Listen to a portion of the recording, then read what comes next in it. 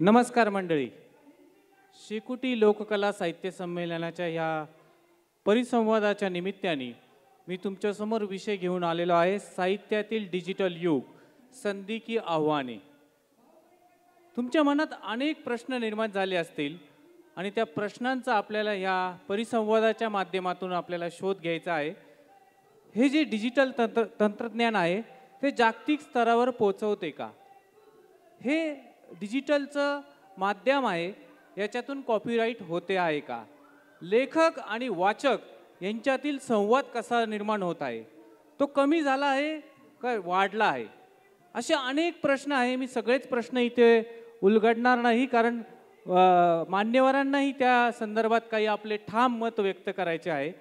हा परिसंवाद एक वेगळ्या पद्धतीने दरवर्षी असतो आणि मी सर्वच मान्यवरांना विनंती करेल की त्यांनी आपली भूमिका मांडायची आहे, ह्याच्यातील बारकावे टिपायचे आहे.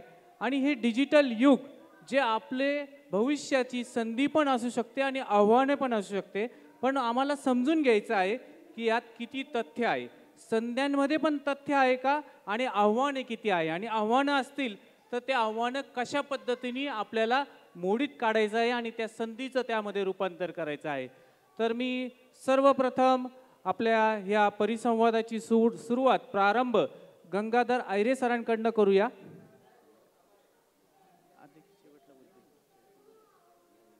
बर, आयरे सरांच्या सूचनेच्या निमित्ताने किंवा या कार्यक्रमाच्या निमित्ताने मी विनंती करतो की आजचे अध्यक्ष त्यांनी आपले मत व्यक्त करायचं आहे आणि त्यानंतर आपण आयरे सरांकडे येऊया.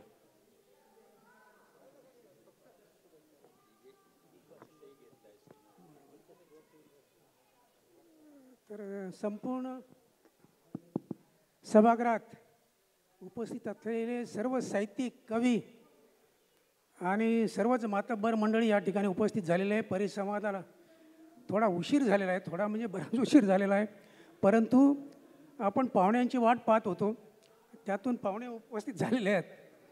या परिसंवादाचा खरं म्हणजे परिसंवाद असा असू शकतो की एक कुठली तरी बाजू घ्यायची आणि दुसरी बाजू दुसऱ्यांनी घ्यायची, अशा स्वरूपाचं स्वरूप असतं. परंतु या ठिकाणी किरण सोनारांनी वेगळ्या पद्धतीने कल्पना मांडलेली आहे. ते प्रश्न विचारत जातील आणि त्याप्रमाणे उत्तरं दिली जातील, अशा स्वरूपाचं ही चर्चासत्र जे आहे हे सुरू राहणार आहे किंवा घेतलं जाणार आहे. मी सर्व मान्यवरांचं या ठिकाणी स्वागत करतो या ठिकाणी, आणि त्याचबरोबर किरण सोनारांना विनंती करतो की त्यांनी पुढील कार्यक्रम जो आहे तो आपल्या ताब्यात घ्यावा. धन्यवाद सर. तुमच्या शुभेच्छारूपी आशीर्वाद माझ्या पाठीशी असल्यामुळं माझे काही प्रश्न ह्या मान्यवरांना येतील आणि त्यांनी त्या प्रश्नांचं उत्तर द्यायचं आहे. पण सर्वप्रथम आपल्याला यांची भूमिका ऐकून घ्यायची आहे की संधी आहे की आव्हाने आहेत, ते काय मत व्यक्त करता यावरून मी त्यांना प्रश्न उपस्थित करणार आहे. तर आपल्या परखड लेखणीने जे संपूर्ण महाराष्ट्रात ज्यांचं नाव समजलं जातं, ओळखले जातात, असे मी गंगाधर आयरे सरांना विनंती करतो की त्यांनी आपलं मत व्यक्त करायचं आहे. किरण, धन्यवाद.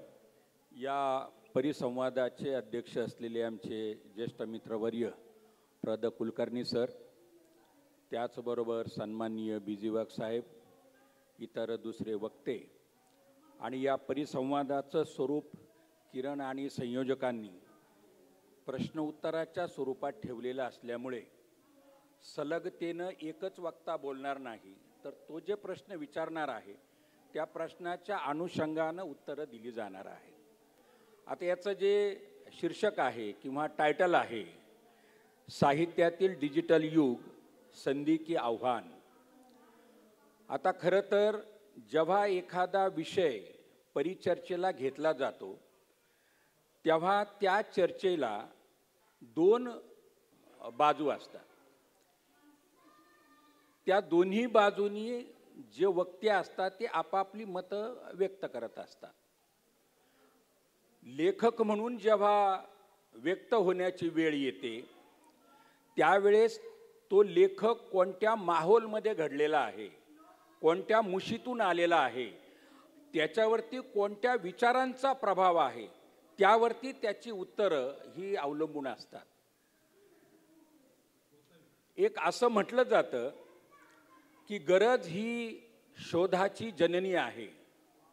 कोणताही शोध हा गरजेतून लागत असतो, परंतु जेव्हा तो शोध लागतो तेव्हा त्या शोधाला देखील समाजाच्या दृष्टीने तो शोध हितकारक आहे की अहितकारक आहे अशा दोन बाजू असतात. आता तो जो शोध आहे त्या शोधाचं उपयोग जर एखाद्या माथे फिरूनी केला तर त्या शोधाचे समाजाच्या दृष्टीनं अहितकारक परिणाम होणार आहेत. परंतु त्या शोधाचा उपयोग जर समाजाच्या एकूणच उत्कर्षासाठी केला तर तो शोध उपयोगी ठरणार आहे. हे अनेक शोधांच्या निमित्तानं आपल्या लक्षात आलेलं आहे. साहित्याच्या निमित्तानं हे जे डिजिटल युग आलेलं आहे, या डिजिटल युगामध्ये आपल्याला इंटरनेट असेल, ई साहित्य असेल, सायबर साहित्य असेल आणि ते प्रसारित करणारं, प्रतिबिंबित करणारं जे वेगवेगळ्या प्रकारची त्याची माध्यमं आहेत, या सर्वांचाच समावेश आपण त्या डिजिटल युगात साहित्याच्या अंगाने करत असतो. प्रथमदर्शनी आपल्या असं लक्षात आलं की आपल्याकडे म्हणजे माझ्या तरुणाईमध्ये एक पिढी ही साधारण 20-25 वर्षांनी बदलायची. 20-25 वर्षांनी बदलायची. आता झालेलं असं आहे की 1, 2, 3, 4, 5G हे 15-15 दिवसाला बदलायला लागलेलं आहे. आणि ते इतकं अंगावर येतं आहे की अगोदरची पिढी पहिल्या G मध्ये असतानाच इकडं 5G आलेलं असतं.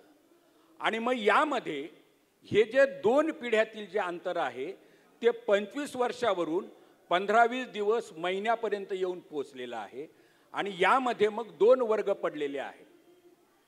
हे जे 2 वर्ग आहेत, एक म्हणजे मी आता 60मध्ये आहे, आमचा लक्ष्मण महाडिक 60त आहे, प्र.द. कुलकर्णींपासून तर बिजी वाघांपर्यंत आणि आपल्या सन्माननीय वक्त्यांपर्यंत हे जे वयाच्या दृष्टीनं जे अंतर पडलेलं आहे, 2 गट पडलेले आहेत. हा एक गट आणि दुसरा गट आहे तो म्हणजे किरण सोनारांचा गट. या 2 गटांमधला जो वेग आहे तो वेग देखील पृथक आहे, वेगळा आहे. बिजी वाघ, प्र.द. कुलकर्णी आणि गंगाधर अय्यरेला हा डिजिटल युगाचा जो वेग आहे तो वेग तेवढ्या वेगाने आपल्या कवेत घेता येत नाही. परंतु किरण सोनार मात्र तो वेग झटपट आपल्या कवेत घेतो आहे. आणि मग त्याची काही कारणं, आमच्या दृष्टीनं काही समस्या निर्माण झालेल्या आहेत. मग माझ्या पिढीची दमछाक व्हायला लागलेली आहे. मलाही व्यक्त व्हायचं आहे, माझ्याकडेही भाषा आहे, पण त्या भाषेवरती माझ्या व्यक्त होण्यावरती जसा माहोलचा प्रभाव आहे तसा संस्कारांचा देखील प्रभाव आहे. मग मी ते संस्कार सोडायला तयार नाही, कारण त्या संस्कारांची एक सुसंगत विचारसरणी माझ्या डोक्यात तयार झालेली आहे. पण जेव्हा मी व्यक्त होतो तेव्हा माझ्या विश्लेषणासाठी मी वापरलेली भाषा आणि किरण त्याच्या विश्लेषणासाठी वापरणारी भाषा जी इंटरनेटच्या युगातून आलेली आहे, डिजिटल युगातून आलेली आहे, या दोन्ही भाषेमध्ये मला अंतर पाहायला मिळतं. आपण फार उदाहरणं घेणार नाहीत, पण तुम्ही सहज जर चॅटिंगवरती गेला, फेसबुकवरती गेला, व्हॉट्सअपवरती गेला तर आपल्या असं लक्षात येतं की आता दुःख व्यक्त करायला सुद्धा शब्द वापरले जात नाही. अश्रू ढाळणारा कोणीतरी इमोजी टाकला जातो, कुठलं तरी चित्र टाकलं जातं. मी कृपया मला माफ करा असं मी म्हणतो, त्याऐवजी हात जोडलेलं चिन्ह आपल्या समोर येतं. म्हणजे भावना व्यक्त करण्याचं एक माध्यम, एक साधन हे साहित्य आहे असं आपण म्हणतो. परंतु आता त्या भावना व्यक्त करण्यासाठी शब्दांच्या ऐवजी आता सांकेतिक चिन्ह आपल्या पुढे यायला लागलेले आहे.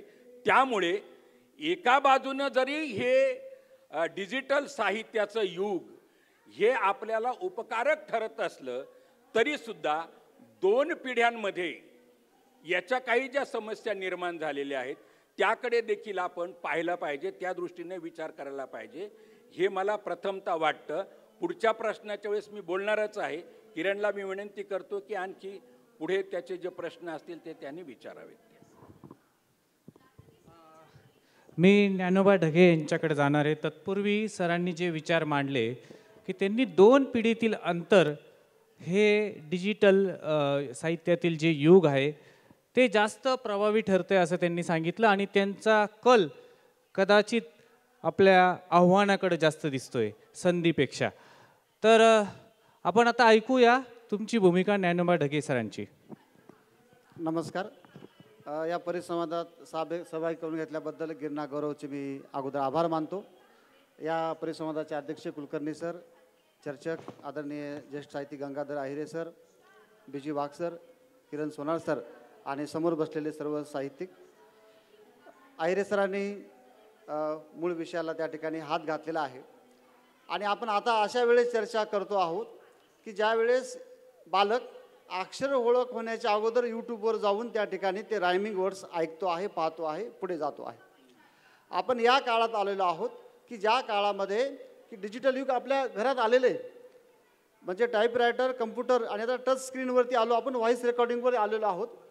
अशा काळामध्ये खूप पुढे गेलोत आणि आता आपण चर्चा करतो की डिजिटल युगाचं साहित्याचा काय प्रभाव होणार आहे, साहित्य कसं असणार आहे. मी 2 घटना सांगतो. मी ज्या महाविद्यालयात प्राचार्य म्हणून काम करतो, आमच्या महाविद्यालयामध्ये 45,000 पुस्तकं आहेत आणि दररोज 200 पुस्तक आम्ही वाटप करतो विद्यार्थ्यांना आणि स्टाफला. मी माझ्या कॉलेजमध्ये अशी सुविधा केलेली आहे, लिस्ट नावाचं वेब पुस्तकाचं संच आहे, ई बुक्स असतात. साधारणतः 1,37,000 ई जर्नल्स आहेत, 1,97,000 बुक्स उपलब्ध आहेत ऑनलाईन. याशिवाय NDL नॅशनल डिजिटल लायब्ररी जी आहे आपल्या भारत सरकारची, त्याच्यावरती जवळपास 6 लाख पुस्तकं उपलब्ध आहेत आणि ते आम्ही मुलांना फ्री ॲक्सेस करून दिलेले आहेत. 5,000 विद्यार्थी, 250चा स्टाफ आहे. घटना बघा, मला अपेक्षा काय होती, हे मोकळं दिले आपण, पासवर्ड दिला, लॉग इन दिलं, सगळं दिले, एवढंच काय, महाविद्यालयात वायफाय पण देऊन टाकला आहे.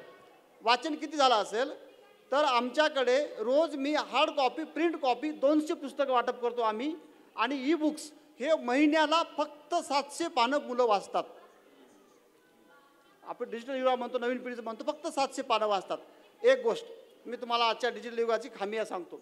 दुसरी गोष्ट महत्त्वाची, आत्ता सप्टेंबरमध्ये एक बातमी आली, हॉलिवूडमधल्या जवळपास 1,500 लेखक आणि साहित्यिकांनी मोर्चा काढला. कोणाविरुद्ध मोर्चा काढला? AI च्या विरोधामध्ये. यांनी आमचं संवाद लेखन हिरावून घेतलं आहे, आम्ही बेरोजगार झालो आहोत. यांनी आमचं पटकथा, कथा हे सगळं हिरावून घेतलं आहे. कारण AIनं फक्त तुम्ही त्याला प्रश्न पाठायचा, ChatGPTला प्रश्न टाकायचा, सोनार सरांकडच्या परिसंवादाला यायचे, काय मुद्दे मांडायचे, प्रश्न टाकायचा, उत्तर ढगे सरच्या समोर आपोआप येतात. माझ्या बुद्धीला काही खुराक आहे का नाही? शेवटी सर म्हणाले त्याप्रमाणे साहित्य हे आनंद देणार आहे, साहित्य हे भावभावना विकसित करणार आहे. एवढंच नव्हे, साहित्य हे संस्काराचं, संस्कृतीचं मूल्य देणार आहे. मग या डिजिटलच्या इरामध्ये आपण त्याला पुरेसे होत नाहीत. कारण मी आत्ता येता सर थाटसंगार सरांनी खूप सुंदर सॅक्सोफोन या ठिकाणी वाजवला. तो जर तुम्ही आम्हाला ऐकू घातला असता तर आम्ही ऐकलं नसतं. आमच्या हातातले फोन बाजूला गेले आणि त्यांचं सॅक्सोफोनचं गाणं आम्ही त्या ठिकाणी ऐकत होतो. ही जे जिवंत कलेचं उदाहरण आहे ते मला वाटते भालचंद्र नेमाडे सरांची कादंबरी कोसला हातात घेऊन वाचताना आणि ती यूट्यूबवर ऐकताना तो मला आनंद त्या ठिकाणी यूट्यूबवरती मिळणार नाही. म्हणून डिजिटल इरामध्ये साहित्याचं मोठं नुकसान होतो आहे. आमचा लेखक मरतो आहे. पहिलेच प्रकाशकांनी लेखक काय जीवन ठेवले नाहीत, त्याच्यामध्येच काय त्यांना फारसं दिलं नाही. आता ई बुकच्या माध्यमातून, ई प्लॅटफॉर्मच्या माध्यमातून सुद्धा त्याच्यावरती तो अन्याय होतो आहे. दुसरी गोष्ट महत्त्वाची, वाचक म्हणून जेव्हा मी विचार करतो तर वाचक म्हणून वाचताना मी कम्फर्टेबल झालो पाहिजे, मला आनंद भेटला पाहिजे. मी काय तुमच्या व्यवस्थेचा गिराईक नाही, मी लेखकाचा वाचक करणारा गिराईक नाही, का लेखक माझा भांडवलशा नाही. लेखकानं मी वाचक आहे, मी आनंद घेण्यासाठी वाचतो, मला काहीतरी मूल्य घेण्यासाठी वाचतो. परंतु मी जेव्हा ऑनलाईन प्लॅटफॉर्मवर प्रतिलिपीवर जातो किंवा तुमच्या कुंडलवर जातो तेव्हा माझ्या लक्षात असं येतं आहे की त्यावेळेस वाचताना मी लगेच फेसबुकवर जातो, व्हॉट्सअपवर जातो, म्हणजे मी डिस्ट्रॅक्शनमध्ये जातो, माझी वाचनाची लिंक वाढत नाही, मी दीर्घ वाचन होऊ शकत नाही. म्हणून साहित्यासाठी डिजिटल इरा जरीही तुम्हाला पुस्तकं पुढे नेण्यासाठी फायदा वाटत असला तर त्याच्यामध्ये तोटे खूप मोठ्या प्रमाणात आहेत. लेखक आणि वाचकांमध्ये अंतर निर्माण करणारे आहेत असं मला वाटतं. आता 2 वक्त्यांनी, 2 मान्यवरांनी हे आव्हान म्हटलेलं आहे आणि मी संधी शोधत आहे आणि मला तर हा किल्ला लढवायचा आहे. आणि आता माझी अपेक्षा BG वाघ सरांकडे आहे की ते नक्की काय मत मांडता. सर बोला. प्रिय वाचक आणि मान्यवर, हा विषय जे किरण सुनाने निवडला, आधी वेगळा विषय निवडला होता, पण त्यांनी हा विषय निवडला त्याचं महत्त्व मला आता अर्थाने कळतं आहे. कारण जसं गंगाधरने म्हटलं की एक 2 पिढीमधलं अंतर वाढत चाललेलं आहे. आणि आज असंच आमच्या एका नातेवाईकाची मुलगी दिल्लीला गेली, 18 वर्षाची मुलगी. तर बापाला अगदी म्हटलं अरे त्याला सोडवायला रेल्वे स्टेशनवर तरी जाशील की नाही, आहे की नाही. ती म्हणजे नाही, तिला माहिती आहे. ह्या युगामुळे काय झालं की तरुण पिढीला समजा आता नाशिकवरून दिल्लीपर्यंत ती स्वतः एकटी जाते आहे, विमानाने जाते आहे. आणि तिला कुठल्याही प्रकारचं भय उरलेलं नाही, कारण तिला माहिती आहे, रूट्स माहिती आहेत. मोबाईलवरती ताबडतोब ती आरक्षण करते आहे, योग्य ते संदेश देते आहे. आपलं जे हॉस्टेल असेल त्याचं रिझर्वेशन करते आहे. आणि बाप निश्चिंत असा आहे की तो पाहतो आहे, त्याच्या मोबाईलवरनं मुलीचा प्रवास पाहतो आहे. तो विमानात बसले की नाही, विमानात कुठे आहे, तिने कोणत्या टॅक्सीत बसलेली आहे, ती व्यवस्थित पोचते किंवा नाही. हे जे ज्ञानामुळे स्त्रियांना, पुरुषांना किंवा ज्या तरुण पिढीला एक असं विश्व ओपन झालेलं आहे, असं एक फार मोठं विश्व त्यांच्या पुढे आलेलं आहे, जे आमच्या पिढीला कल्पना पण करता येत नाही की मुलं इतक्या पद्धतीने जाऊ शकतात. किंवा 3री 4थीची मुलगी, 2री 3रीची मुलगी ज्या फाडफाड इंग्रजीत बोलतात तेव्हा आपल्या लक्षात येतं का ही कुठून आली इंग्रजी शिकली. ही 2री 3रीची मुलगी इतकी म्हणजे ऑक्सफर्डची इंग्रजी फाडफाड बोलते, कशामुळे बोलते आहे. कारण तिच्या पुढे जे गेम्स आहेत इंग्रजीतून आहेत, तिच्यात जे संवादक आहेत ते इंग्रजीमधले आहेत. तर ही एक मोठी क्रांती झालेली आहे, यात काही शंका नाही. आता याच्यामध्ये एकच प्रश्न निर्माण झालेला आहे की या 2 ध्रुवातलं अंतर असं कसं मिटवणे, हा एक प्रश्न आहे. कारण आता खेड्यातल्या माणसाला डिजिटल रिव्होल्युशन झालेली आहे. खेड्यातल्या माणसाला तो फॉर्म भरता येत नाही, त्याला कुठली सवलत घ्यायची असेल तर कोणाकडे तरी जावं लागतं. आणि कॉम्प्युटरची लँग्वेज ज्याला येत नाही तो आजच्या जगण्यात अडाणी आहे. तो MA झालेला असेल, LLB झाला असेल, LLM, काही फायदा नाही. जर त्याला कॉम्प्युटरची लँग्वेज येत नसेल तो आजच्या जगामध्ये तो अडाणी ठरतो. म्हणजे अडाणी पण आता आपण पाहतो की भारतामध्ये 2 जग निर्माण झालेले आहेत. एक जग असं आहे की एकदम हायफाय आहे, अगदी ज्याला जेट युग म्हणतो आपण. त्याच्यावर किर्लोस्करांनी मागे लेख लिहिलं होतं की जेट युग आहे हे अतिशय वेगाने धावणारं वेग आहे. आणि एक मागे पडलेलं खेड्यातलं एक अंधारलेलं एक असं जग आहे. या 2 जगामध्ये अंतर वाढतं आहे. आणि या अंतराचा आपल्याला साहित्यिक म्हणून निश्चितच विचार करावा लागतो की सामान्यातल्या सामान्य माणसाला जर ती भाषा समजत नसेल तर त्याला कुठल्याही प्रकारच्या शासकीय सोयी सुविधा, कुठल्याही प्रकारचं मार्गदर्शन मिळत नाही. दुसरी जी तरुण पिढी आहे ते आता सरांनी आपल्याला सांगितलेले आहे की तिचं वाचनाचा वेग मंदावलेला आहे. म्हणजे आमची पिढी ज्या दिवसातून 4 पुस्तकं वाचत होती सहजपणे, तो वाचण्याचा आनंद आमच्या पिढीला जो मिळत होता तो या नव्या पिढीला मिळत नाही. आणि साहित्यापासून तो दुरावलेला आहे. हा एक त्यातला भाग आहे. परंतु दुसरा एक भाग असा आहे की साहित्याच्यावर त्याचा पॉझिटिव्ह परिणाम होतो किंवा नाही, ही निगेटिव्ह बाजू आहेच, पण त्याचा पॉझिटिव्ह पण परिणाम होतो. असा परिणाम होतो की हे साहित्य तुम्हाला सहजपणे उपलब्ध होतं.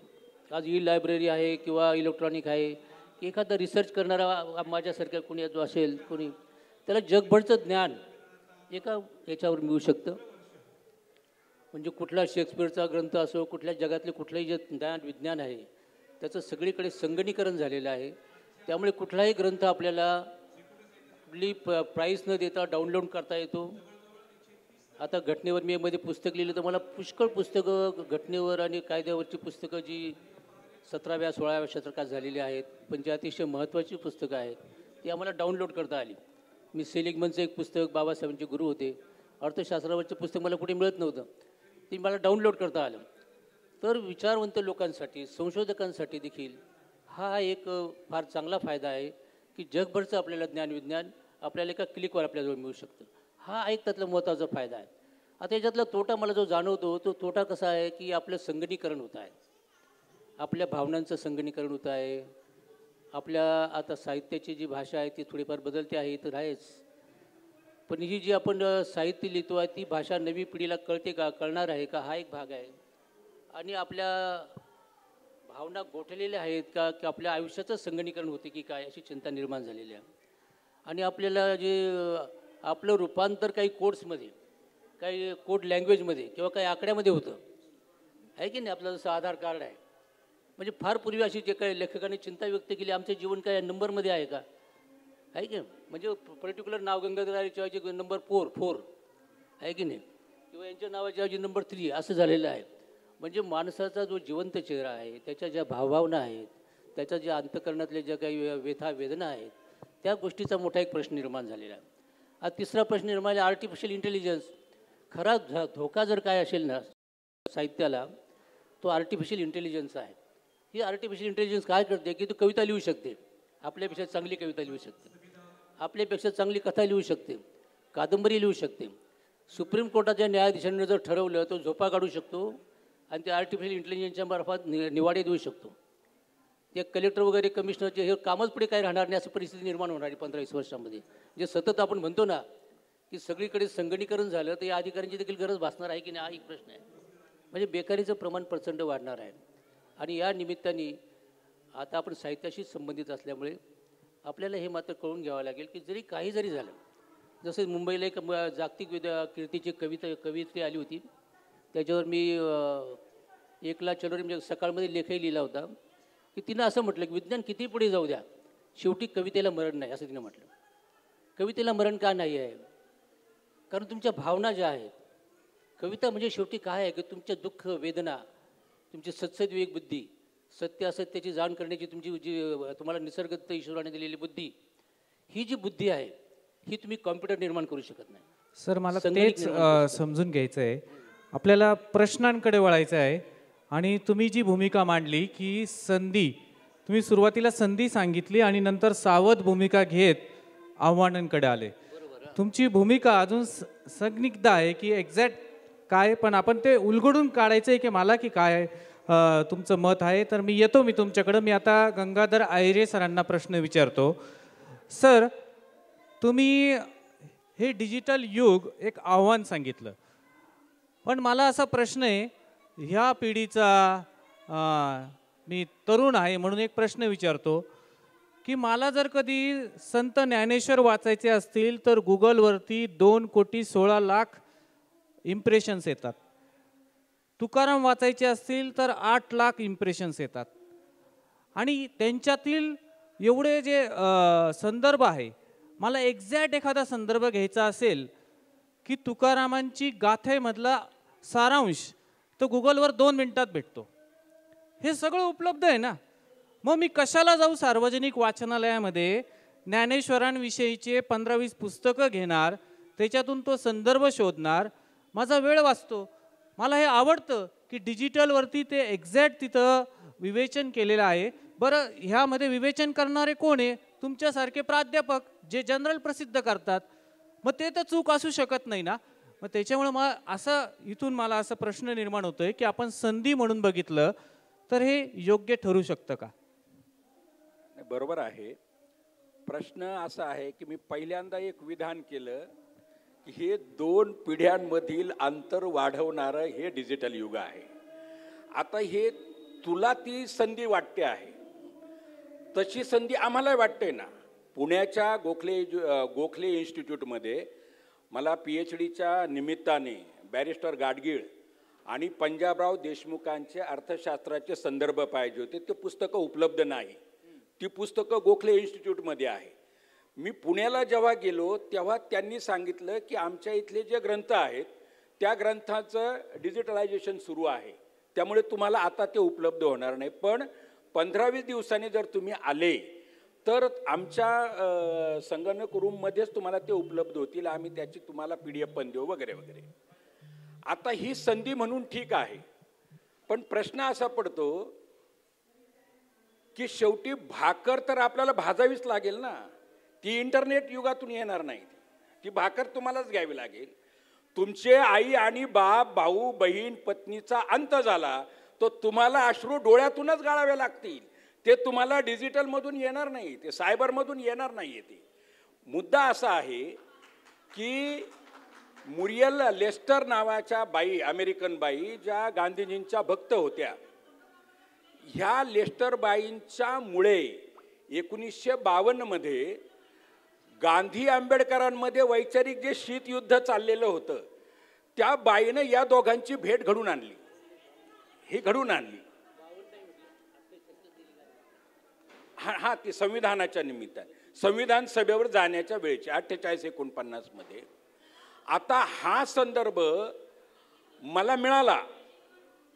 23 खंड ज्यांचं चरित्र आहे त्यामध्ये तो मिळाला. पण मी आणखी ही लेस्टर जेव्हा शोधायला लागलो, काही माझ्यापेक्षा सिनियर अभ्यासकांना भेटायला लागलो, तिथेही मिळाला नाही मला. पण गुगलवरती मला तो मिळाला.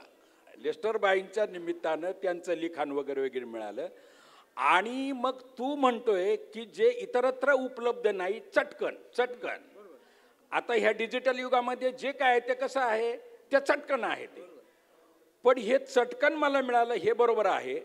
पण जेव्हा मी एखादं पुस्तक उघडून वाचतो आणि पुस्तकातील जे अवकाश आहे, त्या पृष्ठाचं जे अवकाश आहे ते सगळं अवकाश माझ्या समोर आहे.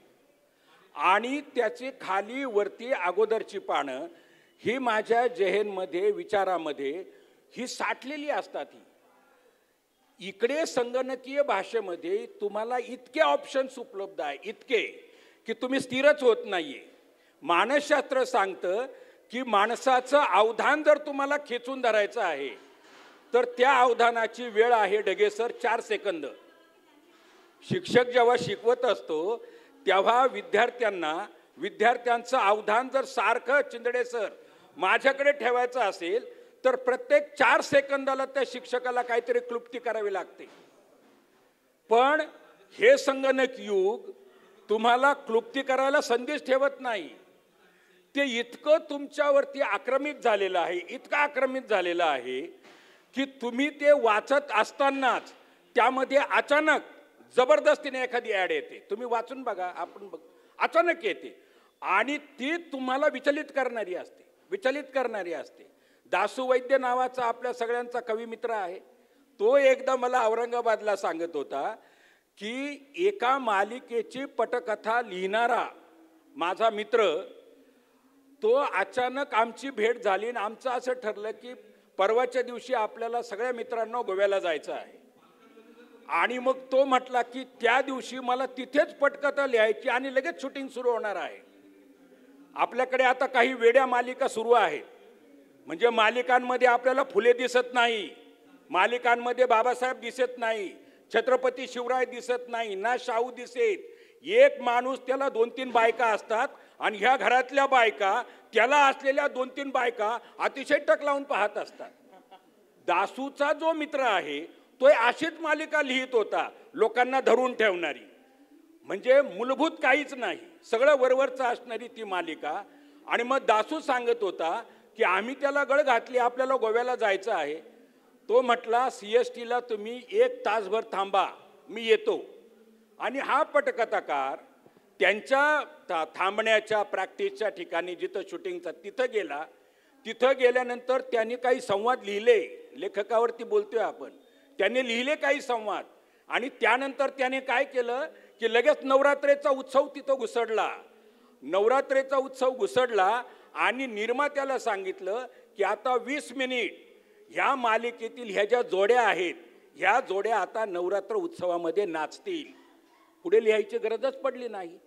त्याने ते शूटिंग सुरू केलं आणि तो मित्र दासूला भेटायला रेल्वे स्टेशनवरती आला आणि 4 दिवस गोव्याला जाऊन राहिला.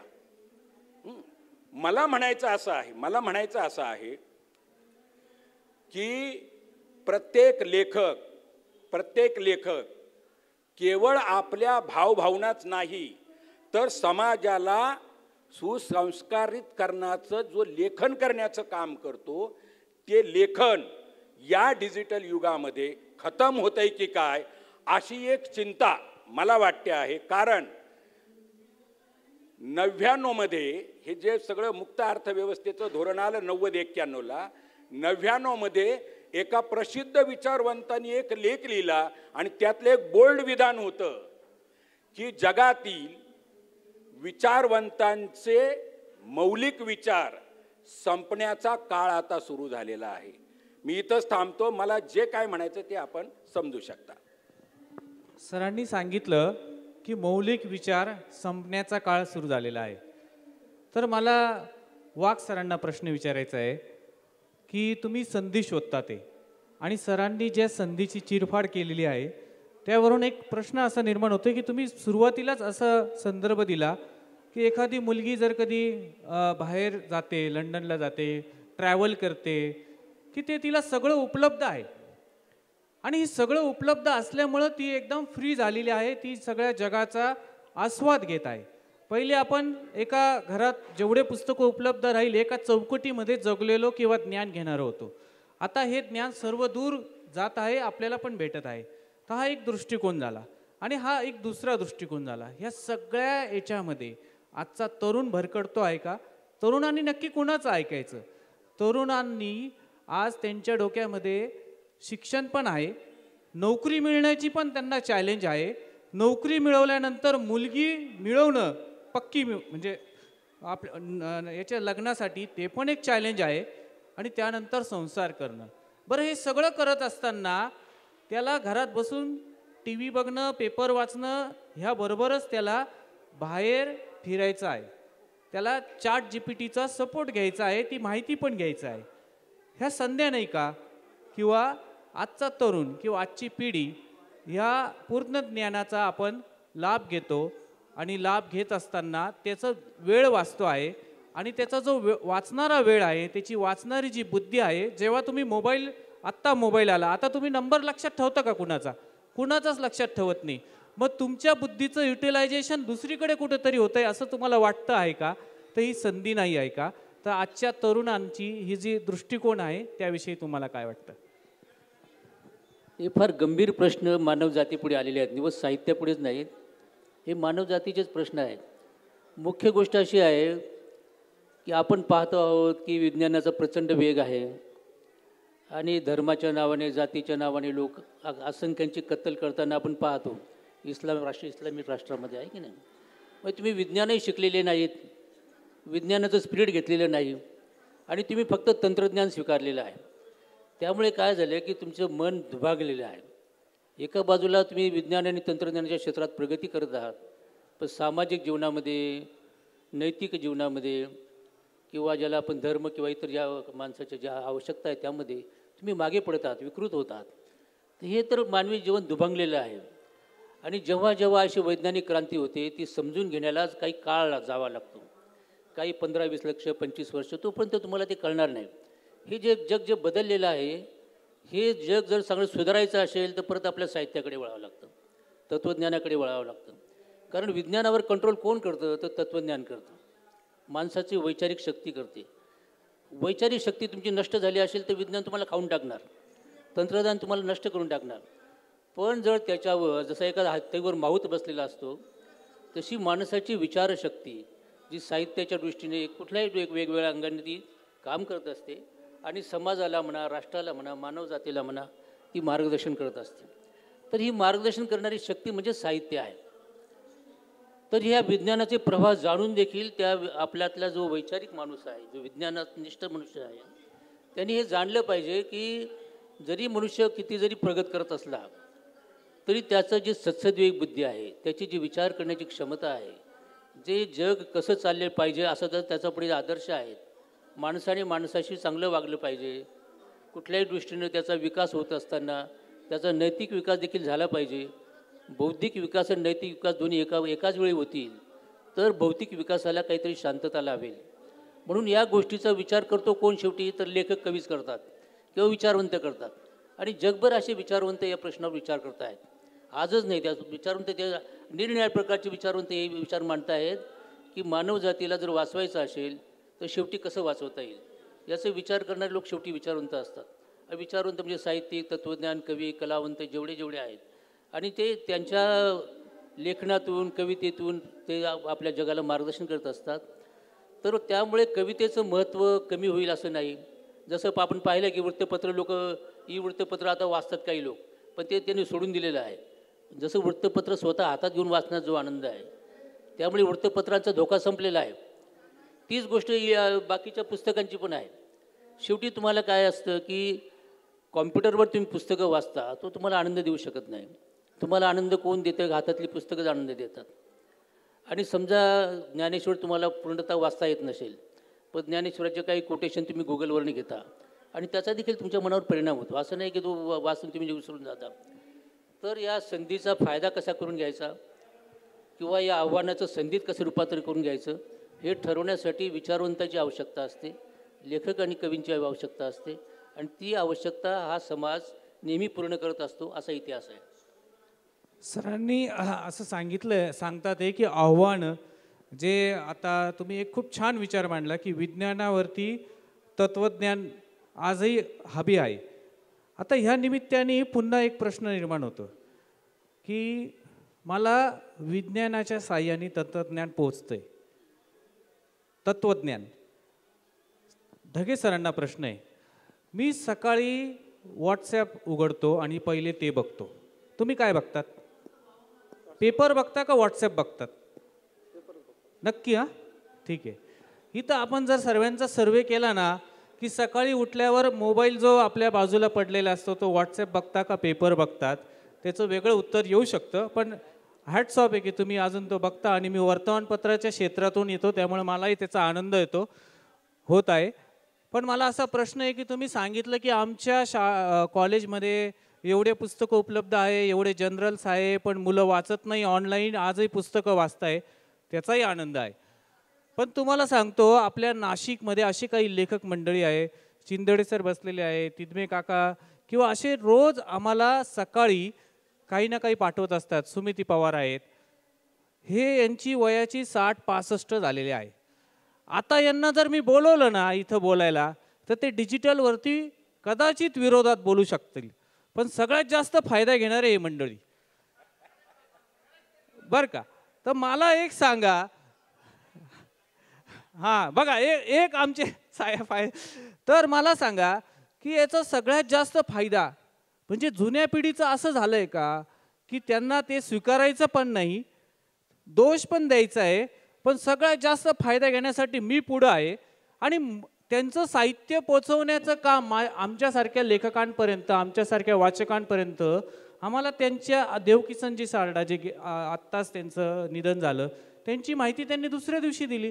त्या देशदूतला जो लेख येणार होता दुसऱ्या दिवशी तो मला सकाळी सकाळी व्हॉट्सॲपवर वाचायला भेटला. तर ही क्रांती नाही का? थोडीशी गल्लत होते असं मला वाटतंय. आपला विषय साहित्यातील डिजिटल युग. रोजच्या जीवनमानाचा भाग सोडून द्या. आपले मुलं IT मध्ये जाणार आहे, जॉब करणार आहे, जगण्याचा भाग आहे. तुमच्या मेडिकल सेक्टरमध्ये, ॲग्रिकल्चर सेक्टरमध्ये विज्ञान, तंत्रज्ञान, AI वगैरे आलेलं आहे, आपण ते मान्य करतो. आपला विषय साहित्याचा आहे. ज्येष्ठ विद्याज्ञ आदरणीय रायते साहेब समोर बसलेले आहेत. साहेब, एक सर वर्तमानपत्रातून येतात, वर्तमानपत्रामध्ये बातमी आली एखादी कुठली तरी, त्याच्यावरती तुम्ही कोर्टामध्ये केस उभी करू शकता. एखादा इलेक्ट्रॉनिक मीडिया आहे त्याच्यावरती बातमी आली आणि लक्षात आलं की व्ह्युअर्सनं विरोधात मत केलेत, ती बातमी काढून टाकतात. रायते साहेबांनी कोर्टात ज्या इलेक्ट्रॉनिक मीडियाच्या आधारे समजा एखादी केस उभी केली, त्या इलेक्ट्रॉनिक मीडियाने बातमीच काढून टाकली. काय कंट्रोल आहे तुमचा?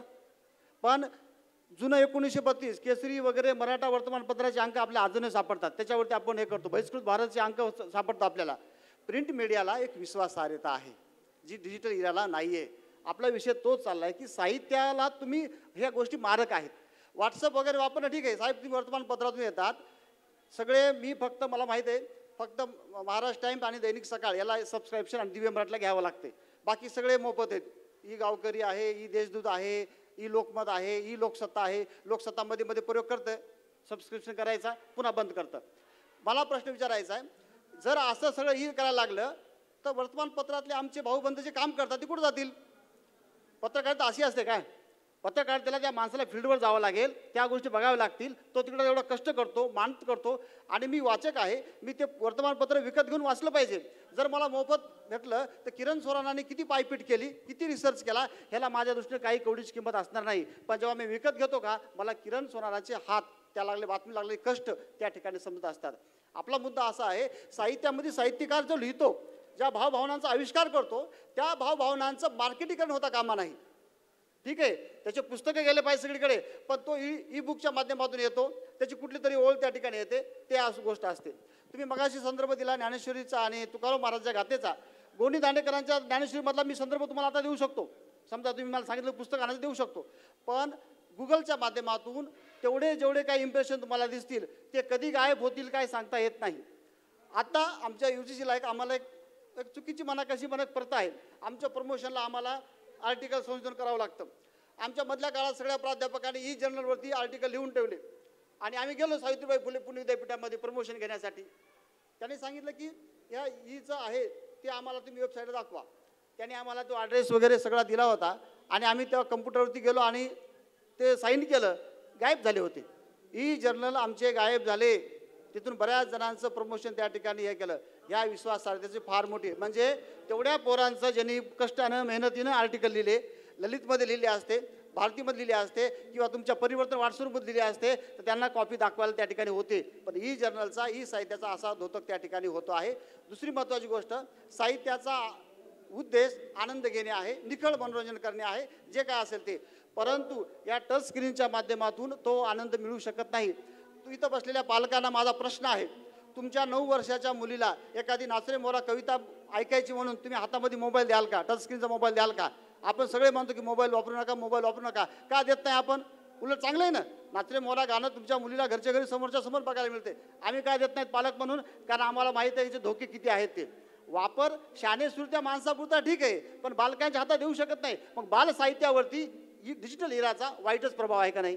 म्हणून या सगळ्या अनुषंगाने जिथं गरज आहे तिथं तंत्रज्ञानाला आपण पुढे जाऊ, पण साहित्याच्या व्यवहारामध्ये मात्र डिजिटल युगाच्या माध्यमातून लेखक, कवी, वाचक या सगळ्यांना ती गोष्ट मारकच असणार आहे. बरं, सरांचा तोच धागा घेऊन पुढे जातो. चर्चा अंतिम टप्प्यामध्ये आलेली आहे. 2 प्रश्न होतील आणि त्यानंतर आपण चिंदडे सरांचा एक प्रश्न घेऊया. मला आहिरे सरांना प्रश्न विचारायचा आहे. सर, मला ना आता चला माझे एक 5-6 पुस्तकं झाले आहे चरित्राचे वगैरे, पण जेव्हा मी सुरुवातीला या साहित्य क्षेत्रात आलो त्यावेळेस मला पुस्तक प्रकाशित करायचं होतं आणि त्यावेळेस एक कवी म्हणून, कवी तर नाही म्हणणार मी स्वतःला, पण जे कवी असतात विशेषतः त्यांना खूप उत्साह असतो आणि त्या कविता संग्रह झाला पाहिजे असं त्यांना वाटतं. प्रत्येकाच्या मनात ते असतं. कदाचित इथं खूप ज्येष्ठ मंडळी बसले त्यांच्या हा प्रश्न सुटला असेल, पण कदाचित इथं नवकवी बसले असतील तर त्यांच्या मनातला हा प्रश्न आहे की एक कविता संग्रह निर्माण करण्यासाठी प्रकाशक पैसे घेतो संपूर्ण, आणि चांगलं पुस्तक जरी लिहायचं ठरलं तर 3-3, 4-4 वर्ष मोठे प्रकाशक लावतात. ग्रंथालय असेल, मग एवढा आज तुम्ही म्हणताय की 15 दिवसांनी पिढी चेंज होते. मी आज जी कविता लिहिणार आहे तिचा संदर्भ पुढच्या 1 महिन्यानंतर वेगळा होणार आहे. हे सगळं असताना प्रकाशक लवकर पुस्तक प्रकाशित करत नाही. मग मी माझी कविता, माझी कथा, माझा संदर्भ, माझा अनुभव मी जर कधी साहित्यावर डिजिटलच्या रूपात टाकला, किंडल आहे, ई बुक्स आहे, फेसबुक आहे, इन्स्टा आहे, आणि ते बघून माझं जर कधी आवडणं म्हणजे वाचकांना आवडलं, फेसबुक युजरला, ते पण एक वाचक आहे. तुम्ही जर असं म्हणत असेल की पुस्तक वाचणाराच वाचक येतं, असं नाही. त्याची परिसीमा कुठंतरी चेंज होत आहे. फेसबुक, व्हॉट्सॲप वाचतो आपण, त्यालाही आपण आता विद्यापीठाचा दर्जा दिला. ते थोडंसं वेगळ्या हिशोबाने, वेगळ्या याच्यामध्ये आपण म्हणत असतो. तर माझा प्रश्न असा आहे की हे सगळं साधन इतकं इझिली उपलब्ध आहे, लेखक एका झटक्यात हजारो वाचकांपर्यंत पोहोचतो आहे, लाईक येतात, त्याला उत्साह येतोय, त्याला प्रेरणा भेटत आहे, आणि त्याची प्रेरणा, त्याचे लाईक्स, त्याचे कमेंट्स पाहून कोणता तरी प्रकाशक त्याच्याकडे धावत येतो नंतर, आणि तो म्हणतो, अरे तुझ्या कविता माझ्याकडे दे, मी तुझं पुस्तक काढतो. हा बदल नाहीये का? किरण, पहिली गोष्ट म्हणजे पैसे देऊन पुस्तकं छापणं या संस्कारात मी वाढलेलो नाही. माझी 10 पुस्तकं झालेली आहेत. 10ची 10 पुस्तकं ही एक तर चळवळीने छापलेली आहे किंवा प्रकाशकाने छापलेले. त्यातले आता तुम्ही समोर विचारू शकता वैशालीवाल्यांना, रॉयल्टी घेतलेली आहे मी ॲग्रीमेंट करून. आणि रॉयल्टी घेतली ही याकरता घेतली की मी जीव ओतलेला असतो माझ्या प्रत्येक शब्दामध्ये, मी रिस्क घेतलेली असते. मी जे काही विद्रोही भाष्य करत असेल त्याची जबाबदारी पण मी घेतलेली असते. आणि मग जे सत्य असेल ते सत्य जर लोकांच्या पुढे आणावं असं एखाद्या सजग प्रकाशकाला वाटत असेल तर तो सगळ्यांकडूनच पैसे घेत नाही. आता हा धंदा झालेला आहे, इतका धंदा आहे की मला आता काल कळलं की रात्रभर 255 कवी होते कवी संमेलनाला. किती? 255. मी जो माझ्या तरुणपणाचा काळ पाहिलेला आहे, आता रायते सरांना मी पाहिलं, माझं जे तरुणपण आहे, विद्यार्थीपण आहे, ते जे मी पाहिलेलं आहे ना, तर आम्ही लेखकाला शोधत जायचो. सूर्यवंशी नावाचे आपण मासिक काढणारे एक लेखक होते, त्यांचं घर शोधत गेलो कवी अरुण काळे आणि मी. इथं काशीनाथ वेलदोडे पण बसलेला आहे. आम्ही शोधत जायचो आणि लेखकाबद्दल तेव्हा जी एक वेगळी आत्मीयता होती, ती आत्मीयता आता अपवाद वगळता नव्या पिढीतील किती कवींबरोबर आहे हे ज्याने त्याने अंतर्मुख करून विचार करण्याची गरज आहे. त्याचं कारण काय? या व्हॉट्सअप युनिव्हर्सिटीमध्ये ती कविता पूर्ण वाचण्याच्या अगोदरच याने अंगठा डकवलेला असतो. तुम्ही बघा, मी चॅलेंज देईल, त्याने पूर्ण वाचलेलंच नसतं, अगोदरच तो अंगठा टकवलेला असतो. मी एकाला विचारलं, एवढ्या सडनली दीर्घ कविता मी लिहिलेली, माणसाचे परिवर्तन नावाचे, आता जे माझं कवितेचं पुस्तक आलं, आणि एक प्राध्यापक महाशयांनी मी ती टाकली, कविता टाकली परिवर्तन नावाच्या ग्रुपवरती. दुसऱ्या सेकंदाला त्याचा अंगठा मला दिसला. मी त्यांना फोन केला, दीर्घ कविता आहे, 3 पानांची कविता आहे, तुम्ही एवढ्या लवकर वाचली? बरं, ती वाचली म्हणजे ती काय आपलं वाजत होती थंडीन गेलो हैदराबादीन म्हणून घेतली बंडी अशा स्वरूपाची नाही आहे ती. ते आता जाऊन लिहिलेली कविता आहे, वास्तववादी आहे. मी त्याला विचारलं, अरे म्हटलं बाबा वाच तरी ते. बरं, तू अंगठा दिल्यामुळं ती कविता फार आंतरराष्ट्रीय होणार आहे असे वगैरे काय नाही. सांगण्याचा मुद्दा असा आहे की मी पहिलं एक वाक्य म्हटलं होतं की शोध म्हणजे कोणताही शोध ह्या गरजेतून निर्माण होतो, तो माणसाच्या गरजेतूनच निर्माण होतो, असं एक मी सुरुवातीला विधान केलं. आणि दुसरं मी असं म्हटलं होतं की जी संस्कार आम्ही घेतलेले आहेत, आता याच्यामध्ये काय आपल्या दोघांची फारकत नाही झालेली. मी कुठे डिवोर्स मागतोय तिच्याकडून, मला तर तुझी गळा भेटच घ्यायची. मला असं म्हणायचं आहे की जसं मगाशी बिजीवाग साहेबांनी म्हटलं की कोणताही शोध हा समाजामध्ये परावर्तित होण्यासाठी काही वेळ लागतो आहे. डिजिटल युग ती संधी देत नाही, ती संधी देत नाही. आणि म्हणून आमच्यावरती जे संस्कार झालेले आहेत, आम्ही जे लेखक वाचलेले आहेत, आता इथं अनेक जुनी मंडळी आहे. माझ्या काळामध्ये बसमध्ये सत्यकथा विकणारे विक्रेते मी पाहिलेले आहेत, रेल्वेमध्ये पाहिलेली. एवढंच नाही तर रद्दीवाल्याकडे रद्दी विकल्यानंतर रद्दी विकत घेणारा माणूस त्या रद्दीमध्ये जे पुस्तकं आली आहेत ना ती वाचायचा, त्यातली चांगली पुस्तकं पुन्हा पुढच्याला रद्दी म्हणून विकत नव्हता तो. जर आम्ही हे अतिशय मन आणि मेंदूमधून या साहित्याकडे पाहतो आहे, त्या दृष्टिकोनातून डिजिटल युगातली नवी पिढी जो सकाळी उठल्याबरोबर पुन्हा आपल्याला किती लाईक आलेले आहेत ते पाहतो आहे, त्याच्याकडे हा संस्कार आहे का, मला प्रश्न आहे. भूतानमध्ये मागच्या वर्षी मी गेलो होतो, तर भूतानला 10-12 वर्षापूर्वी रायते सर अमेरिकेच्या उद्योजकांनी इलेक्ट्रिकचे टॉवर उभे केलेले होते मोफत. त्यांनी टॉवर का उभे केले? गरीब देश आहे, सारखा अंधारात राहतो, जंगल आणि डोंगरदऱ्यांच्या 4 जिल्ह्यांचा तो देश आहे. त्यांनी उभे केले. 7-8-10 महिन्यांनी भूतानच्या लोकांनी ते टॉवर पाडून टाकले. तेव्हा त्यांना विचारलं की अब्जो रुपये खर्च करून आम्ही तुम्हाला ही मदत केली, तुम्ही हे का पाडून टाकले? तेव्हा त्यांनी सांगितलं आमची पाखरं मरायला लागली आहेत म्हणे. याला म्हणतात माणूस. आणि माणूस ज्याची निर्मिती करतो साहित्याची, त्यातून विचार प्रवृत्त होतात, मूल्य प्रवृत्त होतात, समाज सुधारणेच्या गोष्टी आपल्याला पाहायला मिळतात. आणि समाज जर सुधारायचा असेल तर या डिजिटल युगाला आणखी काही काळ वाट पाहावी लागेल. नाहीतर सार्वजनिक वाचनालयामध्ये 2-5 लाख पुस्तकं पडले. लोकांच्या घरोघरी गाडी घेऊन फिरावी लागते आमचं पुस्तक वाचा म्हणून. पुस्तक वाचा याच्यासाठी ही वाचन संस्कृती लयाला जाणार नाही याची काळजी सुद्धा डिजिटल युगाला घ्यावी लागेल. धन्यवाद. धन्यवाद सर. सरांनी अतिशय समर्पक आणि परखड असे शब्दरूपांमध्ये आव्हानं आणि संधी याच्यातला एक माझ्या मते खूप दरी कशी आहे ते सांगण्याचा प्रयत्न केला. शेवटचा प्रश्न वाघ सरांना.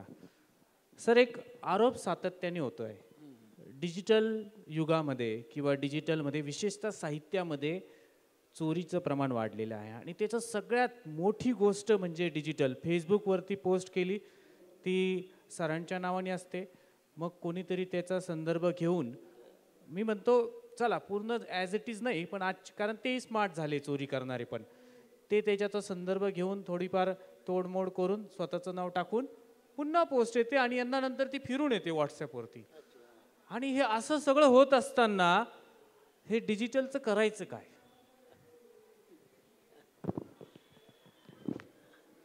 डिजिटलमध्ये चोरी होते. आता सरांनी सांगितलं गुगलमध्ये आहे ते रेकॉर्ड अगदी एकदम डिसॅपियर होतं. हे तांत्रिकाचे अनेक प्रकारचे दोष याच्यामध्ये आहेत. पण काही गोष्टी तुम्ही टाळता येणार नाही असा प्रकार आहे. अनअवॉइडेबल ज्या गोष्टी असतात त्याला तुम्ही टाळूच शकत नाही. जसं तंत्रविद्येमध्ये प्रथम आता जी first revolution, second revolution, third revolution, आज फोर्थ रिव्होल्युशन चालू आहे. सेकंड वेव्ह, फर्स्ट वेव्ह अशा जे चालू आहे. फर्स्ट वेव्ह म्हणजे काय की एक क्रांतीची लाट येऊन गेली टेक्निकल क्षेत्रामध्ये, ती इंडस्ट्रियल रिव्होल्युशनपासून. दुसरी मग त्यानंतर याच्यामध्ये आली, तिसरी तुमच्या इंटरनेटमध्ये आली, आता चौथा बायोफिजिक्समध्ये येते आहे. आणि असा काळ येणार आहे भविष्यामध्ये की लॅबोरेटरीमध्ये माणसं तयार होणार आहेत. असं विज्ञान इतकं वाढलेलं आहे की तुम्हाला तुमच्यासारखीच व्यक्ती एक तयार करून त्यात उभे करू शकतात. आणि आर्टिफिशियल इंटेलिजन्समध्ये ते होतच आहे. आता डीप फेक नावाचं तंत्रज्ञान आहे. तर हे जे विज्ञानाच्या मध्ये मग शेवटी मी काय म्हणतो की विज्ञानावर शेवटी कोण नियंत्रण करतं? तंत्रज्ञानावर कोण नियंत्रण करतं? कोणाचं नियंत्रण आहे? शेवटी तुम्हाला ज्ञानेश्वराकडेच का जावं लागतं? तुकारामाकडेच का जावं लागतं? बुद्धाकडेच का जावं लागतं? आता मी ताओ नावाच्या तत्त्वज्ञानावर लिहिलं इंग्रजीत लिहिलं. आता हे ताओ हे चीनचं तत्त्वज्ञान, त्याचा आपल्या भारताशी काही संबंध आहे का? लाओत्सेचा आणि भारताचा काही संबंध नाही. पण ते पुस्तक ताओ ते चिंग वाचल्यानंतर मला असं वाटलं की एवढं लिहावं. आणि हे ताओचं तत्त्वज्ञान म्हणजे विज्ञानच आहे. ताओचं तत्त्वज्ञान विज्ञान आहे. विज्ञानाचे जे सिद्धांत आहेत ते मानवी जीवनाला त्याने लावलेले आहेत. म्हणजे विज्ञान आणि मानवी जीवन यामध्ये संघर्ष असायचं काही कारण नाही, किंवा तत्त्वज्ञान आणि विज्ञान यामध्ये संघर्ष असायचं कारण नाही. कारण धर्म आणि विज्ञान यामध्ये संघर्ष असायचं कारण नाही. कारण जसं तो तुमचा न्यूटन म्हणायचा की मी काय करतो शेवटी हे ईश्वराने निर्माण केलेले जे जग आहे त्याचे जे नियम आहे ते मी शोधतो आहे. म्हणजे मी ईश्वराला थोडा विरोध करतो आहे. हे जे निसर्गाचे नियम आहे कोणीतरी निर्माण केले आहेत की नाही, ते हजारो वर्षापासून तेच चालू आहेत.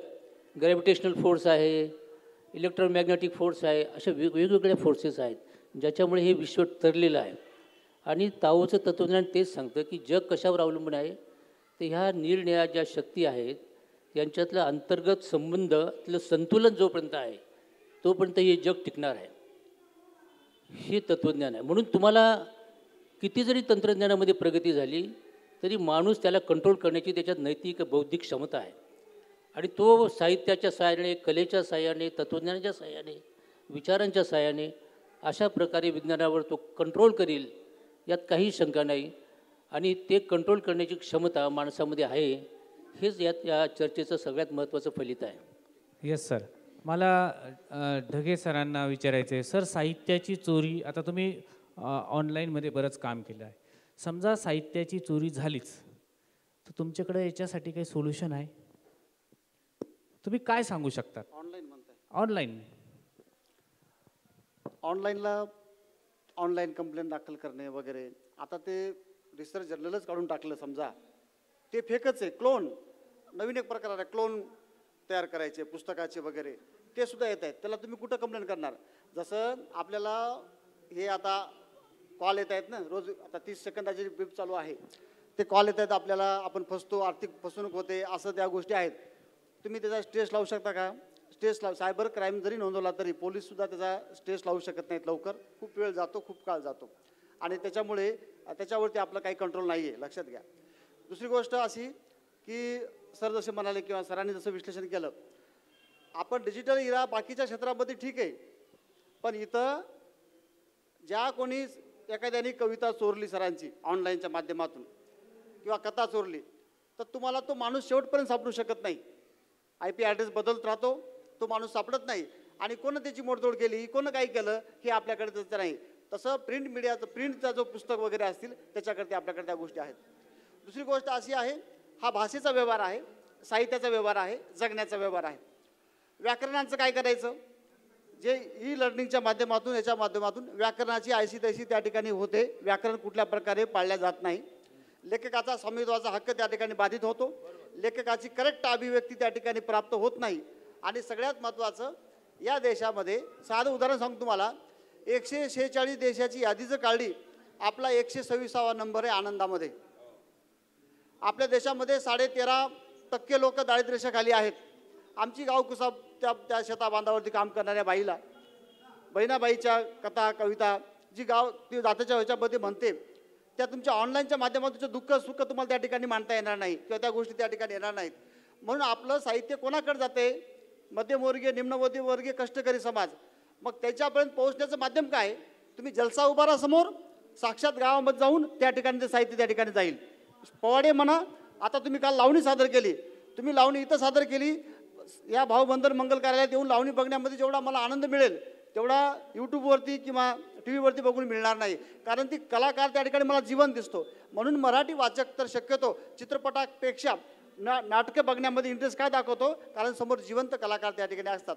आणि दुसरा मग महत्त्वाचा मुद्दा, ठीक आहे सोनार सर, काय करू आपण? तुम्हाला ऑनलाईन सगळे रेकॉर्ड म्हणजे तुम्हाला म्हणजे त्याच्याला सगळे उपलब्ध होतील. सावानामध्ये गेल्यास काय होईल?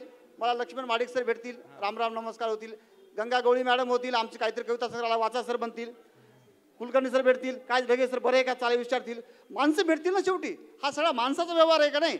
मग तुम्हाला मग त्या अनुषंगाने विचार केला तर आपल्याला ह्याच मार्गाने या ठिकाणी जावं लागेल, तरच आपली साहित्य चळवळ साहित्यिक वाचतील आणि आपल्या नवनवीन कथा कादंबऱ्या वाचायला मिळतील. आपण जर डिजिटल इराच्या माध्यमातून खूप गेलात तर काय होते? आता BG वाघ सरांचं सातत्याने लेखन चालू असते.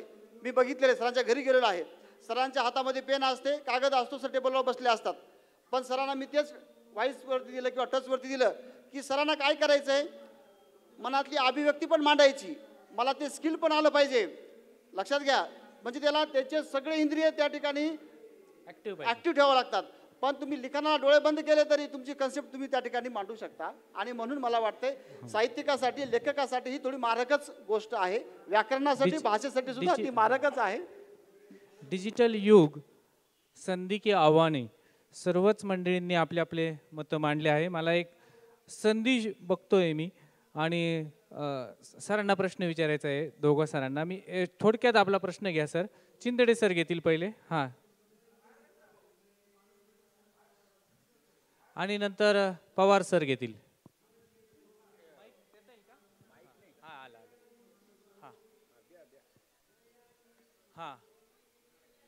आतापर्यंत आवाज हां हां चालू आहे बोला सर. हॅलो हां हां हॅलो नमस्कार. आत्तापर्यंतचा परिसंवाद खूपच छान झाला. विशेषतः BG वाघ सर आणि अहिरे सरांनी जे सांगितलं ते अतिशय मोलाचं होतं. नवीन तंत्राचा वापर हा कोणालाही टाळता येणार नाही, तो आम्ही पण टाळला नाही. आणि नवीन तंत्राचे खूप फायदे आहेत. माझी 6ही पुस्तकं ही सोशल मीडियामुळे आली. फेसबुकला मी जे लिहित होतो त्याच्यावरनं 3 प्रकाशक मला मिळाले आणि BG अहिरे सरांनी जे सांगितलं त्याप्रमाणे कोणताही खर्च न करता ती 6ही पुस्तकं प्रकाशित झाली. त्यामुळे या नवीन गोष्टी कोणालाही टाळता येणार नाही, किंबहुना त्याचा आपण उपयोग करायला पाहिजे. दुसरं सर प्रश्न घेऊ शकता? प्रश्नाच्या पेक्षा त्या अनुषंगानेच बोलतो मी. मुद्दे मांडताय. येस. हां, दुसरं जे आहे ते आपण साहित्य नगरीला देवकिसनजींचं नाव दिलं. आत्ता अहिरे सर म्हणाले त्याचं उदाहरण जे आहे ते अगदी बरोबर आहे की आदल्या दिवशी मी सोशल मीडियाच्या वरती लेख जो आहे तो लेख लिहिला. तो अतिशय वेगळा जो आहे तो वाचकप्रेमी देवकिसनजी सारडा असा भला मोठा लेख तो लोकनामाने देखील नंतर घेतला आणि त्याचा उपयोग मला असा झाला की जयप्रकाश जातेगावकरांचा मी त्या शोकसभेला जाणार नव्हतो, पण मला जयप्रकाश जातेगावकरांचा फोन आला आणि त्यांनी असं सांगितलं तुम्हाला भाऊंच्या वरती बोलायचं आहे. त्यामुळे मी त्या सभेला गेलो आणि काहीतरी वेगळं आपण सांगायला पाहिजे कारण भाऊंचा आणि माझा सातत्याने संबंध होता. ते देखील वय वर्ष 92 होतं, पण त्या वयामध्ये देखील अतिशय चांगलं अशा प्रकारच्या नवीन नवीन साधनांचा उपयोग करायचे आणि त्यामुळे शेवटच्या काळामध्ये अनेक मेसेज जे आहेत ते रेकॉर्डेड मेसेज त्यांचे मला आले होते. तर मी असं ठरवलं होतं की त्यातला अगदी थोडा 1 मिनिटाचा मेसेज जो आहे तो 1 मिनिटाचा मेसेज जो आहे तो सगळ्यांच्या पुढे आपण सादर करायचा. पण मी पडलो जुन्या पिढीतला. आत्ता अहिरे सरांनी सांगितलं त्याप्रमाणे मी पडलो जुन्या पिढीतला. त्यामुळे मला ते तंत्र जे आहे ते तंत्र अवगत नव्हतं. तिथे सचिन अहिरराव नावाचे नवीन पिढीतले त्यांच्या असं लक्षात आलं की सरांना काहीतरी रेकॉर्डेड सांगायचं आहे आणि त्यांनी तो रेकॉर्डेड मेसेज जो आहे तो सगळ्यांना ऐकवला कारण ते नवीन तंत्रज्ञान त्यांना अवगत झालेलं होतं. तर सांगायचा मुद्दा असा की 2 पिढ्यांच्या मध्ये फरक जो आहे तो अगदी बरोबर आहे. बरोबर. आणि तिसरी गोष्ट म्हणजे हे नवीन तंत्रज्ञान जे आहे त्या नवीन तंत्रज्ञानापासून पळ काढून कोणालाही उपयोग नाही. प्रत्येकाला ते आत्मसात करायलाच लागेल. अगदी अगदी. तिसरं तुम्हाला एक शेवटचं सांगतो की माझ्याकडे लॉची पुस्तकं आहेत. ती पुस्तकं आता कोणी घ्यायला तयार नाही. त्याचं कारण असं की लॉचं सगळं साहित्य जे आहे ते आता नेटवरती उपलब्ध आहे. पण चांगले जे संस्था चालक आहेत आपले जे आता स्वागताध्यक्ष आहेत नितीन ठाकरे त्यांची माझी भेट झाल्यानंतर त्यांना असं मी सांगितलं की मला ही सगळी पुस्तकं द्यायची आहेत. तर त्या असं म्हणाले की जरूर द्या. आमच्या संस्थेचं जे लॉ कॉलेजला आहे त्या लॉ कॉलेजला ते उपयुक्त ठरेल कारण शेवटी मुलांना संदर्भ म्हणून वाचण्याकरता वाचनालयामध्ये पुस्तकं जे आहेत ते पुस्तकंच उपयोगी आहेत. त्यामुळे नवीन पद्धतीने काम करणारी मंडळी आहेत त्यांना सरांचा महत्त्व लक्षात येईल. डिजिटल युगाचा खूप मोठा आहे आणि म्हणूनच मी बोलताना सर्वप्रथम त्यांचं मी नाव दिलं. अनेक प्रश्न उपस्थित होत आहे. आपल्याला अध्यक्षांचं एक प्रकारे विश्लेषण आपल्याला ऐकायचं आहे. पवार सर एकदम फक्त प्रश्न विचारा. फक्त शॉर्टकट मध्ये एक प्रश्न. हा माईक देऊन टाका. फक्त प्रश्न एका ओळीमध्ये प्रश्न. माझा प्रश्न असा आहे की आम्ही महाविद्यालयात किंवा कॉलेजला असताना आम्हाला विज्ञान हे शाप की वरदान असा एक निबंध लिहायला लावायचा. तोच प्रकार आज इथे तुम्ही साहित्य संमेलनात केला आहे. तर मला असं म्हणायचं की हा जो डिजिटल युगात आपण प्रदान केला आपल्याला जमून घ्यावं लागेल तरच तुम्ही जगाल तरच टिकाल. आणि याच्यासाठी तुम्हाला आणखी काय करता येईल नवीन तंत्रज्ञान याच्यावर मला तुमच्याशी वापर करायचं. वा. सरांनी वरदानाकडे जास्त कल दिलेला आहे. आणि आता आपण अध्यक्षांचं आपण विश्लेषण ऐकूया आणि कार्यक्रमाचा समारोप करूया.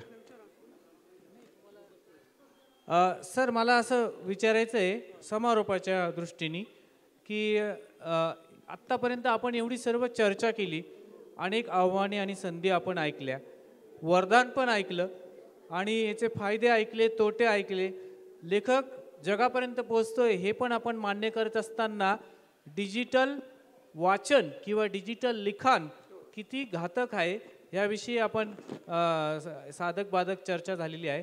तर तुम्हाला एक 3 ते 4 मिनिटांमध्ये विश्लेषण करायचं आहे. काय वाटतं डिजिटल वाचन, डिजिटल युग, संधी की आव्हान? तर नमस्कार. या ठिकाणी चांगली चर्चा चाललेली आहे. Ayare sir, B G. Wagh sir, त्याचबरोबर ढगे सर यांनी निरनिराळ्या प्रकारचे विचार आपल्याला मांडलेले आहेत आणि मुख्यतः सिनियर पिढी असल्यामुळं साधारणपणे अगेन्स्ट विचार जास्त मांडलेले आहेत, म्हणजे आव्हानं जास्त आहेत अशा स्वरूपाचे त्यांनी विचार मांडलेले आहेत. तर आव्हानं काय काय आहेत, तर काही एक दोन सांगितले गेलेत. तर मी काही आव्हानांचं विश्लेषण असं करतो की पहिला आक्षेप घेतला जातो की कसदार लेखन नसतं. डिजिटल मीडियावरचं लेखन हे कसदार नसतं असा साधारणपणे आक्षेप घेतला जातो. याचं कारण असं आहे की बऱ्याच वेळा असं लक्षात येतं की कविता येते, ती कविता जी असते ती कविता नसतेच मुळी. त्यामुळे यमक साधून काहीतरी वाक्यरचना केलेली असते असंही आपल्याला बघायला मिळतं.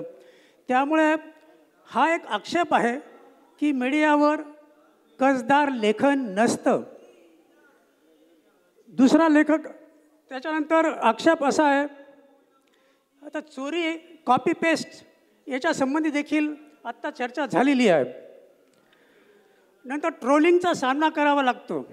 म्हणजे एखादा लेख लिहिला असेल, एखादा विचार मांडला असेल तर ट्रोल केलं जातं. म्हणजे एक तर त्याला शिव्या दिल्या जातात, अपशब्द वापरले जातात किंवा धमकी दिली जाते.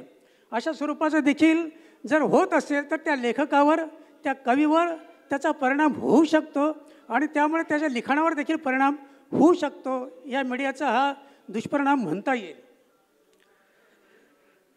नंतर हा फुकटचा मामला आहे मीडिया. म्हणजे याचं कारण असं आहे की आपण टाकत राहतो, वाचणारा वाचत राहतो, त्यामुळे मानधनाचा उद्भवत नाही. मात्र पुस्तकांच्या बाबतीत मात्र मानधनाचा प्रश्न निश्चितपणे येतो आणि पुस्तकांचं मानधन देखील मिळू शकतं. हा मीडिया फुकट असल्यामुळे कोणीही वाचतं आणि कोणीही टाकू शकतं. नंतर असं होऊ शकतं की लिहिता लिहिता आपला एखादा लेख असेल, कथा असेल, कविता असेल, वाचकांचा प्रतिसाद पाहून वाचकांना जे आवडलं ते देण्याची प्रवृत्ती लेखकाची होते. त्यामुळे लेखक कदाचित बंदिस्त होऊ शकतो त्या एका वातावरणामुळे. कारण एखाद्या लेखाला जर खूप प्रतिसाद मिळाला, लाईक्स खूप मिळाले, त्या लाईक्सवर तो असं ठरवतो की अरे हे आवडतं आहे, हे आवडतं आहे म्हटल्यानंतर तेच देण्याचा प्रयत्न होऊ शकतो. त्यामुळे वेगळा विचार लेखक करू शकणार नाही असा एक आक्षेप त्याच्यावर घेतला जातो. शुद्ध लेखनाच्या अत्यंत चुका असतात बऱ्याच ठिकाणी. आता ढगे सरांनी सांगितलं की बऱ्याच लेखांमध्ये चुका असतात. दुसरी गोष्ट, या चुका दुरुस्त करता येत नाहीत. एकदा टाकला की टाकला अशा स्वरूपाचं स्वरूप असतं त्याचं. आणि आपण लेख जेव्हा लिहितो हाताने त्यावेळेला आपल्या चुका आपण दुरुस्त करू शकतो. अशा स्वरूपाचे काही आक्षेप हे आव्हानं जी आहेत त्या स्वरूपाची आहेत.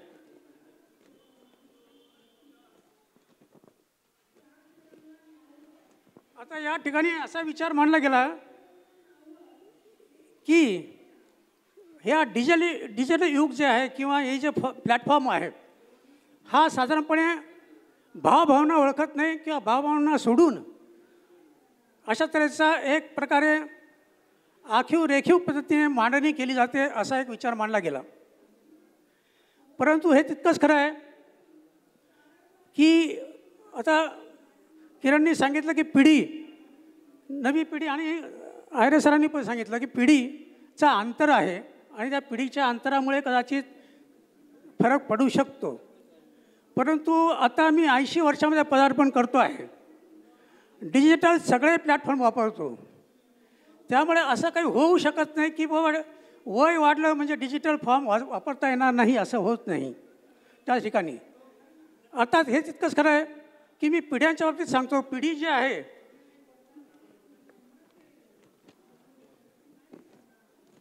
साधारणपणे 20 वर्षानंतर पिढी बदलते. 1965 ते 1980 ही एक्स पिढी होती. एक्स ही थोडेफार संगणकाची माहिती त्यांना होती.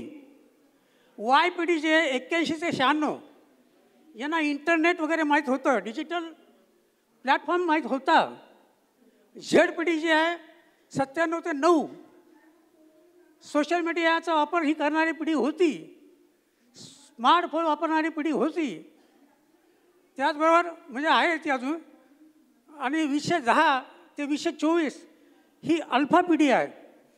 या अल्फा पिढीला संपूर्ण सोशल मीडियाची माहिती आहे, प्लॅटफॉर्मची माहिती आहे, डिजिटल माहिती आहे. किरण जो आहे तो या अल्फा पिढीमध्ये आहे. आणि आत्ता 25पासून जानेवारीपासून बीटा ही पिढी सुरू झालेली आहे. बीटा बीटा म्हणजे AI ची पिढी सुरू झालेली आहे. ही AI ची पिढी, आता AI चे धोके आपण इथे चर्चेला घेतले, परंतु हे टाळू शकणार नाही, कारण पुढची पिढी गॅमा पिढी आहे. पुढची पिढी जी आहे 40पर्यंतची ती गॅमा पिढी राहणार आहे. त्यामुळे ही स्मार्ट पिढी जी आहे, ही स्मार्ट पिढी ही काळाच्या ओघामध्ये ती राहणारच आहे आणि त्याचा डिजिटल वापर करणारच आहे. त्याचबरोबर ती स्मार्टप्रमाणे वापर करणार आहे. दुसरी गोष्ट बघा, आपण न कळत डिजिटल वापर करतो आणि त्याच्यावर टीका करतो. उदाहरणार्थ हे माईक आहे माझ्या हातामध्ये, डिजिटल आहे, तुमच्यापर्यंत पोहोचण्याचं हे माध्यम आहे. हे जर नसतं तर आम्ही किती ओरडून बोललो असतो. त्यामुळे काही गोष्टी आपण स्वीकारलेल्या आहेतच आहेत. TV स्वीकारलेला आहे, स्मार्टफोन स्वीकारलेला आहे, आपल्या हातात प्रत्येकाच्या आहे. असं असताना आपण त्याच्या विरुद्ध बोलणं हे कितपत योग्य आहे? फक्त एवढंच की ती गती आपण पकडू शकत नाही असं होऊ शकतं, पण ती गती पकडणं मला वाटतं अवघड नाही आहे. याचं कारण आहे, आणि जर आता यांनी सांगितलं की आम्ही ज्ञानेश्वरी वाचतो, परंतु त्याच्यात भावभावना, यांनी सांगितलं की भावभावना त्याच्यात नसतात. भावभावना या तर वृत्तीवर अवलंबून आहे, त्या व्यक्तीच्या वृत्तीवर अवलंबून आहे. एखादा मी व्हिडिओ बघितला, तो व्हिडिओ मला इंटरेस्टिंग वाटला, तर साहजिकच माझ्या भावना त्याच्याशी एकरूप होती. तुमची मनस्थिती कशी आहे त्याच्यावर भावभावना गुंतवून ठेवायच्या का नाही गुंतवून ठेवायच्या हे त्या व्यक्तीवर अवलंबून आहे, हे डिजिटल मीडियावर अवलंबून नाही आहे. म्हणून तुम्ही जे पाहता, जे ऐकता, ते त्याच्या मनोवृत्तीनुसार ऐकता. प्रत्येकाची आवड असते. कोणाला हिंदी गाणे आवडतं तो हिंदी गाणेच पाहिजे, कोणाला मराठी गाणे आवडत असते मराठी गाणे पाहिजे. तुमची वृत्ती जशी असेल तसं तुम्ही ते पाहत असतात डिजिटल मीडियावर, आणि म्हणून त्याच्यात भावना नाही असं म्हणता येणार नाही. आता इमोजी हे आत्ता नव्या पिढीच्या भावना व्यक्त करण्याचं साधन आहे. ते साधन कदाचित आपल्याला ते आपली पिढी नव्हती, त्यांनी आक्षेप केलेला नव्हता त्यावेळा, म्हणून आपल्याला ते नवीन वाटतं. परंतु नव्या पिढीला ते नवीन वाटत नाही. नवीन पिढीचे याचे के वगैरे अशा स्मॉल लेटर्समध्ये त्यांची परिभाषा वापरतात, आणि ती परिभाषा त्यांनी आत्मसात केलेली आहे. ती आपण काळाच्या ओघात आत्मसात करावी निश्चितपणे असं मला वाटतं. याचं कारण असं आहे की काही गोष्टी डिजिटल मीडियानेच, आता उदाहरणार्थ एका कवी जो आहे हलधर नाग, हा ओडिसाचा कवी हलधर नाग, ज्याला आता साहित्य अकादमीमध्ये पद्मश्री मिळाली. तर ह्या कवीवर 5 लोकांनी PhD केली. हा तिसरी शिकलेला माणूस आहे. तिसरी शिकलेल्या माणसावर 5 लोकांनी PhD केली. याची ताकद काय असेल आणि ती कोणामुळे मिळाली? केवळ मीडियामुळे मिळालेली आहे. मीडियामुळे या माणसाची माहिती लोकांना कळली, ती सरकारपर्यंत गेली आणि त्यांना पुरस्कार मिळाला. त्यामुळे साहजिकच मीडियाला आपण जो आहे तो काळाच्या ओघात वापरलाच पाहिजे असं माझं स्पष्ट मत आहे. आपण त्याच्यापासून दूर जाऊ शकत नाही. आपण कमी पडतो हे मान्य करायला पाहिजे. आपण कमी पडतो. आत्ता AI प्लॅटफॉर्मवर इतका अप्रतिम प्लॅटफॉर्म आहे. कुठलाही प्रश्न विचार, तुम्हाला माहीत नसलेल्या प्रश्नांची उत्तरं तत्काळ मिळतात. दुसरी गोष्ट, आता मला सांगितलं म्हणजे पुस्तक वाचायला की आनंद मिळतो, पुस्तक ग्रंथालयात जाऊन घेतलं पाहिजे, हे ठीक आहे. परंतु 1 सेकंद फक्त, मी 2 मिनिटात संपवतो.